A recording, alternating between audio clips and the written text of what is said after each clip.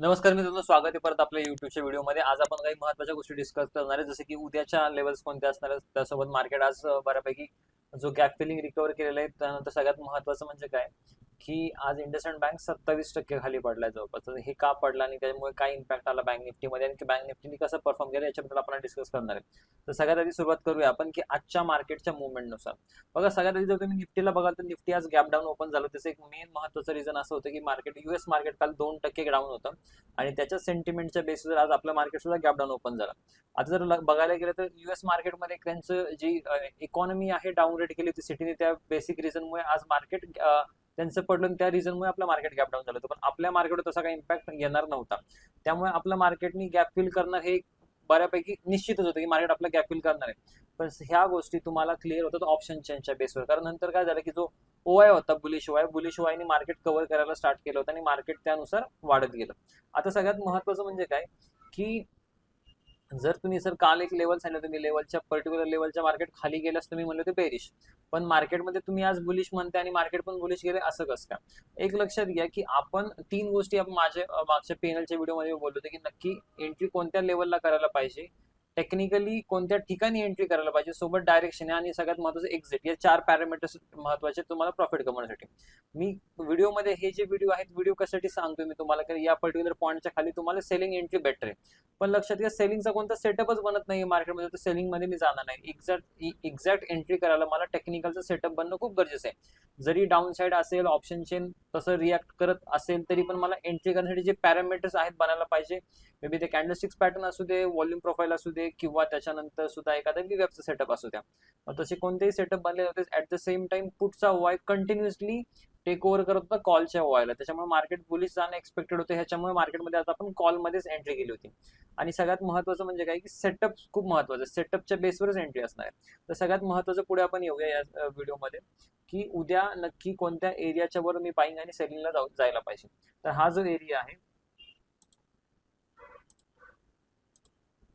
तर पर्टिक्युलर या रिजनच्या वर मी उद्या बाईंग साईडला असणार आहे, या रिजनच्या खाली मी सेलिंग साईडला असेल. ठीक आहे. ही जी लाईन आहे आपली ॲव्हरेज कॉन्सन्ट्रेट लाईन आहे, ज्या ठिकाणी most of the positions create झालेले आहेत. तर समजा प्राइस या लेवलच्या आसपास मला एखादा प्राइस ऍक्शनचा फॉर्म्युला बनवते किंवा प्राइस ऍक्शनचा एखादा पॅटर्न बनवते, अशा केसेसमध्ये इथे पण मी सेलिंग साईडला एंट्री करू शकतो. हा जो रिजन असेल, या रिजनमध्ये मी ट्रेडिंग नाही करायला पाहिजे, कारण रिस्क रिवॉर्ड जास्त फेवरेबल बनत नाही. आता एक लक्षात आहे, पण बँक निफ्टीवर बघू, कारण बँक निफ्टी आज खूप जास्त क्रुशियल होती. कारण बँक निफ्टी जेव्हा गॅप डाऊन झाले, त्यामध्ये सगळ्यात मोठा जो रोल होता इंडसइंड बँकचा, कारण इंडसइंड बँक डायरेक्टली ओपन होता, 10% गॅप डाऊन ओपन झालं होतं.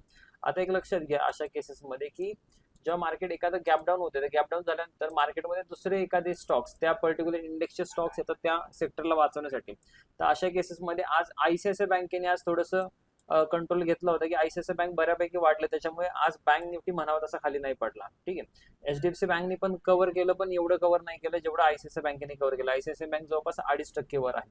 तुम्हाला जर हे बघायचं असेल की नक्की कोणत्या स्टॉक्समध्ये किंवा कोणत्या स्टॉक्समुळे आपला बँक निफ्टी किती वाढतोय किती कमी होतं, तुम्ही सिम्पली एक वेबसाईट आहे निफ्टी इंडायसेस, तुम्ही या वेबसाईटवर जाऊन बघू शकता की बघा इथे काय आहे. आयसीआयसीआय बँकेने आज 302 पॉईंट्सला कंट्रीब्युट केलेलं आहे, तेच 586 पॉईंट्सला इंडसइंड बँकने कंट्रीब्युट केलेलं की 584 पॉईंट इंडसइंड बँकेमुळे आज बँक निफ्टी खाली पडलाय आणि 302 पॉईंट्स आज आयसीआयसीआय बँकेमुळे मार्केट आज बँक निफ्टी वर गेला. जर तुम्ही सगळ्यांशी सम कराल तर तुम्हाला हे उत्तर येईल 362. ठीक आहे. तर हे तुम्ही इथे पण सर्च करू शकता की नक्की वेटेज कोणत्या स्टॉक्सला किती आणि आजची मुवमेंटमुळे नक्की कोणता स्टॉक किती वाढला आणि किती कमी झालाय बेसिकली इंडेक्समध्ये. आता जर आपण पुढे इंडसइंड बँकेबद्दल बोलायचं गेलं, तर इंडसइंड बँकमध्ये खूप साऱ्या न्यूज होत्या, खूप सारे आर्टिकल्स होते की मार्केटमध्ये आज जो अप मुवमेंट आहे किंवा डाऊन मुवमेंट आहे ती का जनरेट झालेली. आता एक लक्षात घ्या की जसं आपण स्टॉक्स मध्ये करतो, एक सिंपल सांगायचं गेलं की इंडसइंड बँक मध्ये नक्की काय झालं. जर आपण स्टॉक्स मध्ये जर ट्रेडिंग करतोय, आपण स्टॉक्स मध्ये आपला होल्डिंग आहे, पोर्टफोलिओ आहे, तर पोर्टफोलिओला हेज करण्यासाठी आपण काय करतो, डेरिव्हेटिव्ह मध्ये पोझिशन घेतो. लेट्स से जर माझा एक 100 करोडचा पोर्टफोलिओ, 100 करोडचा पोर्टफोलिओला सेव्ह करण्यासाठी मी डेरिव्हेटिव्ह मध्ये जवळपास 10 करोड, 5 करोड किंवा 2-3 करोडची पोझिशन घेतो. इन केस जर मार्केट माझ्या अगेन्स्ट गेलं, तर माझा डेरिव्हेटिव्हचा पोर्टफोलिओ, डेरिव्हेटिव्हची पोझिशन मला वाचवेल, एक प्रकारे लॉस प्रोटेक्शन करेल. पण एक लक्षात घ्या की याच्यामध्ये बँक साईडनी पण पोझिशन असतात डेरिव्हेटिव्ह मार्केटमध्ये, ज्या करन्सीमध्ये असतात, फॉरेक्स मार्केटमध्ये म्हणू शकता आपण. तर यांच्या ज्या पोझिशन होत्या अनहेज होत्या, म्हणजे त्या लोकांनी त्यामध्ये हेजिंग नव्हतं केले. दुसरी सर्वात महत्वाची गोष्ट की याच्यामुळे जो इम्पॅक्ट येणार जवळपास 1500 ते 2000 कोटीचा येणार आहे त्यांच्या प्रॉफिट लॉस मध्ये. याच्यामुळे मार्केट पडण्याचंही रिझन होतं. एक लक्षात घ्या, मार्केट जे खाली पडले त्याचं जे व्हॅल्युएशन खूप जास्त आहे, कारण जवळपास 25 ते 27% जर आज तुमचा इंडसइंड बँक पडलाय, जवळपास व्हॅल्युएशन वाईज बघायला गेलं तर व्हॅल्युएशन मध्ये आज जवळपास 15 ते 20 हजार करोडचा एक गॅप क्रिएट झाला. म्हणजे 15 ते 20 हजार करोडचा आज इंडसइंड बँकचं नुकसान झालं, जस्ट बिकॉज 1500 करोड लॉस होणार आहे म्हणून. आता हा आकडा कोणालाच कन्फर्म माहित नाही की नक्की 1500 करोडच लॉस होणार आहे की जास्त होणार आहे, पण त्याच्यामध्ये त्यांचं एक्सपेक्टेशन आहे की 1500 करोडचा लॉस होऊ शकतो, जे आम्ही पोझिशन्स हेज केल्या नव्हत्या त्याच्यामुळे.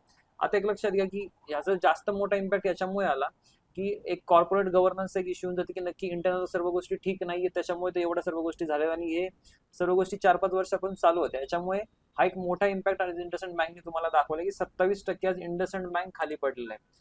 तर जर बऱ्याच लोकांना वाटत असेल इन्व्हेस्टमेंट करायला पाहिजे, तर आता सध्यासाठी इन्व्हेस्टमेंटसाठी मी म्हणेल की नका करू इंडसइंड बँकमध्ये. आणि जर तुम्हाला निफ्टीमध्ये, बँक निफ्टीमध्ये इन्व्हेस्टमेंट करायचं असेल तर तुम्ही आणखी 1-2 दिवस वेट करा की सस्टेन मुवमेंट मिळाली असेल, तुम्ही investment with help of mutual fund जाऊ शकता. डायरेक्टली स्टॉक सिलेक्शन तुमचं चांगलं असेल तुम्ही स्टॉक्स करा, अदरवाइज म्युच्युअल फंडच्या थ्रू तुम्ही जाऊ शकता. Thank you so much. या व्हिडिओमध्ये एवढंच.